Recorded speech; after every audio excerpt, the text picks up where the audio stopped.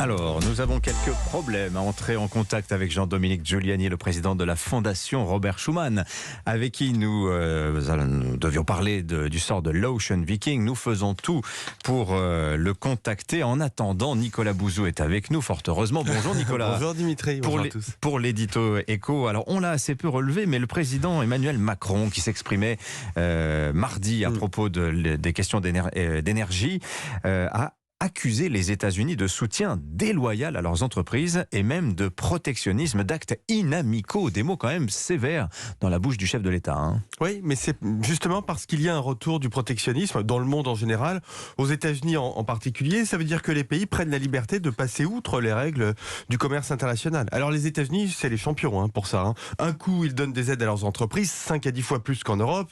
Un coup, ils limitent les exportations de semi-conducteurs parce qu'ils veulent les garder pour eux. Bon, ceci dit, même l'Europe évolue un peu. Par exemple, on va taxer le carbone aux frontières. C'est une taxe sur les importations. L'idée de la préférence communautaire, c'est-à-dire privilégier les entreprises européennes dans nos achats publics, dans le domaine de la défense ou du spatial. C'est bien le moins d'ailleurs. Cette idée, elle entre peu à peu en application. Le discours du commissaire européen Thierry Breton n'est pas vraiment protectionniste, mais il est assez volontariste. Quelque chose a changé.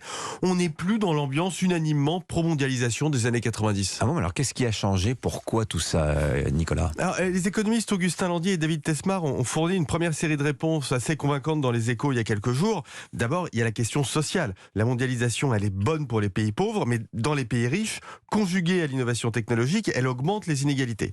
Ensuite, il y a la question géopolitique. Il faut bien qu'on produise, vu le contexte, de l'énergie et des matières premières sur le sol national. Si on veut faire des voitures électriques, par exemple, il faut sans doute ouvrir nos propres usines de lithium et ne pas dépendre exclusivement du lithium raffiné en Chine. Et puis, il y a la question environnementale. Je le disais il y a quelques instants, les pays mettent en place des normes, des taxes environnementales. C'est une forme de protectionnisme. Oui, j'ajouterais, il y a aussi la question sociale, Nicolas Bouzou, puisqu'on le voit, la mondialisation a conduit à des délocalisations, à des pertes de millions d'emplois et à une certaine culture de la défaite aussi dans la société, nous disent les économistes. Alors d'ailleurs, les économistes, on ne peut pas dire qu'ils soient très très pro-protectionnisme en général, mais on sent quand même que le discours évolue quelque peu, la doctrine bouge. Alors, vous avez raison, Dimitri, de souligner qu'il s'agit d'un nouveau protectionnisme en fait, qui ne répond pas à un objectif purement économique, à l'inverse du protectionnisme dans les années 30 par exemple, qui était alors considéré à l'époque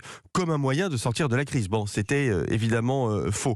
Mais ceci dit, on peut quand même s'inquiéter des conséquences de ce nouveau protectionnisme s'il est généralisé. La mondialisation des années 1990, elle n'était pas là pour rien. Le protectionnisme, c'est quand même moins de choix pour les consommateurs, parce qu'on limite les importations, et ce sont des prix plus élevés, parce qu'on ne produit plus nécessairement là où c'est le plus avantageux économiquement.